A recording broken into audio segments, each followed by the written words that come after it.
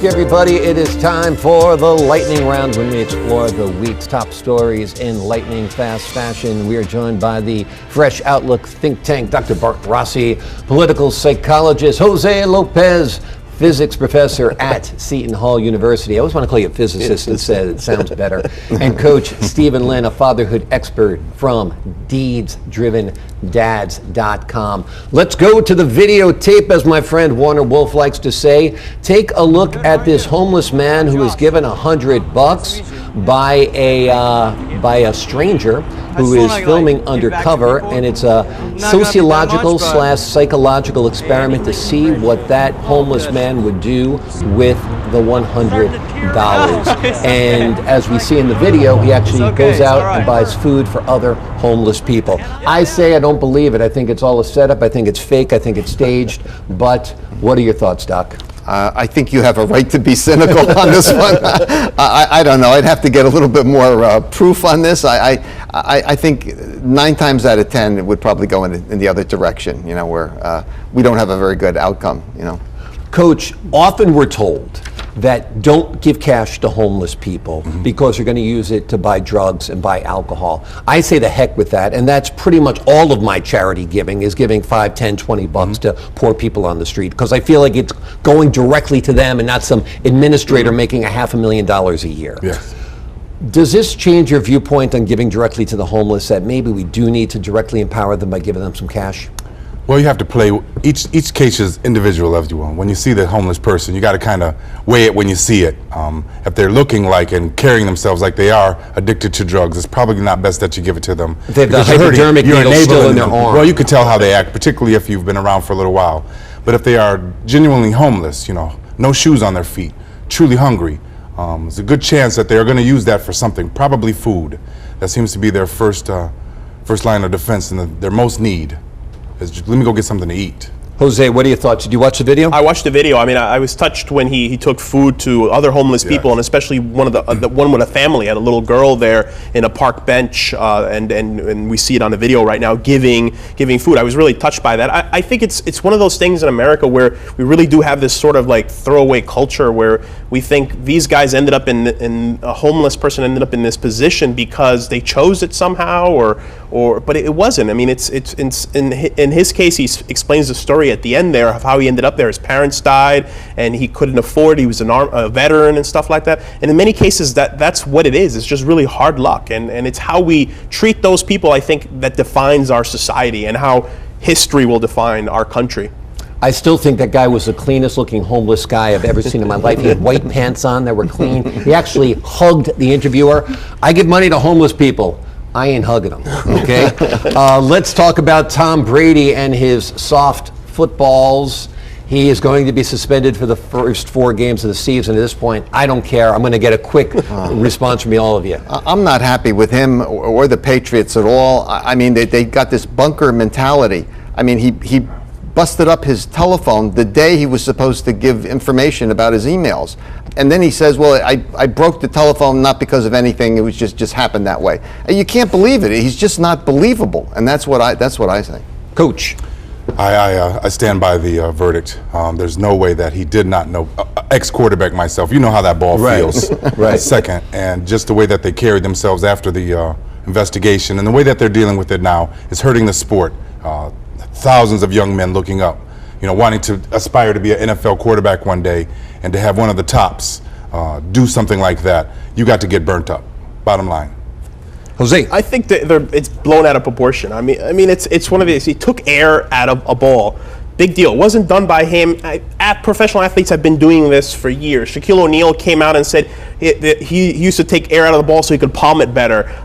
Phil Jackson, when he was playing for the New York Knicks, said the same thing. This has been done for history. They need a competitive edge. I mean, it's just blown out of proportion. Of all the things to worry about, this is not even on my radar. Okay, I vote for Jose's description on that one. That's how I feel about it. Don't really care about it anyway, but he's making enough money, the team's making enough money. This is a story that touched everybody. Cecil the Lion. More people care that this lion died by a hunter's gun than they care about, I don't know, a bow and potential arrow. nuclear holocaust. I'm going to start this way. Jose, what are your It thoughts was a on bow and Cecil? arrow, Logan. A bow and arrow did him in? I mean, yes. I think this is just sad. I mean, because you have to understand a little bit about lion society is how it works. When he died, he endangered. When Cecil the Lion died, he endangered his entire pride. Because what happens next is the next alpha lion that's trying to take over the pride and mate would kill all his cubs. Fortunately, what happened is Jericho, his brother, has taken over the pride and it's going there. But I mean, hunting, I mean, I grew up in the city here, so I don't get it. I just don't get it. Unless you're going to eat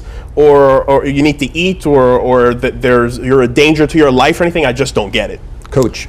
Well, Cecil was a mainstay in that community, in the Zimbabwe culture, and to draw him off the lands, the designated lands where no hunting is allowed, and kill him, that just was wrong. As far as I'm concerned, it was cowardly, and just for him to have some type of sport, or him to have a mount in his office is not right, and he deserves what he gets.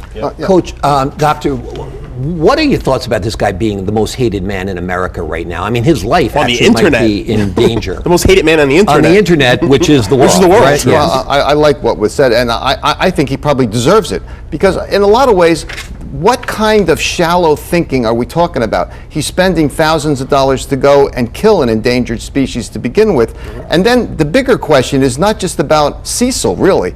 Who are we? We're going to go out and kill the most beautiful creatures in the world? What does it say about us?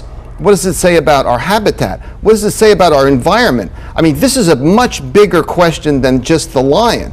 It's a big question, and this dentist, I agree with Newt Gingrich, of all people. He should be put in jail, and he should stay in jail for a long time. All right. Well, when Dr. Bart Rossi and Newt Gingrich are on the same page, that should be our lead story, I think. Okay. It's turning 50 years old. The Voting Rights Act, as well as the Medicare bill that was passed in 1965. Doc, have these been good things? I don't think anybody can argue against the Voting Rights Act, but what about Medicare? I did over 5,000 sessions a month of Medicare in my practice in nursing homes. The one thing I can say about Medicare is that it always paid us on time. It was very reliable, a lot of rules and regulations, but I always felt that I was a participant, a provider that would get paid and I wouldn't get beat. And what I think is most important about Medicare is that it stands alone, unlike insurance companies who do not want to cover patients at times, do not want to pay the doctor, and people who say free enterprise. Well, if the insurance companies are free enterprise and they're not covering the patient and they're not paying me, the doctor, that's what happened. Medicare would pay, and then I'd get stuck with the bill from insurance companies. You know, I think Medicare means a lot to a lot of people for many reasons, and I think it's basically very good in many respects. Coach, Voting Rights Act. Two of the better decisions we've made as a nation, and may they last for another 50 years, helping those who oftentimes cannot help themselves, as well as the mainstay of this nation is to be able to vote. You know, one vote, one person. And so I applaud them and look forward to more years of even going further with both the Medicare and the Voting Rights Act. Jose. 100% agreement. I mean, Lyndon B. Johnson and his pushing it forward, he's one of those presidents we don't give enough credit to, but what he did there with his connections and push it forward, I mean, it gave dignity to people, the ability to vote. It gave dignity to people as they aged to live and die a life well, lived. Right, right. My one caveat on Medicare is I actually believe it's inflationary because all of the private insurers have actually latched on to their billing structure and so forth. So I think it's become an entitlement that has inflated the whole system, although I do think there are many good aspects of it, as Jose touched upon, the fact that old people get to die in dignity and live in dignity without worrying about paying the doctor. But let's turn to China. It will host another Olympics. In fact, Beijing will now be the only country to host both the Summer Olympics, or city rather, to host both the Summer Olympics and the Winter Olympics, although it is quite warm there. Tell me about the choice of Beijing. I don't know. I question it, actually, and I question everything about the Olympics now, given the whole situation. I think the psychology of this just doesn't work for most people. I think this story is really more of a non-story because people aren't believers in this whole Olympic committee. Okay, thanks everybody for joining us. Say Jose Lopez, Coach Lynn, Dr. Bart Rossi. This is Fresh Outlook. I'm Logan Crawford. See you next time.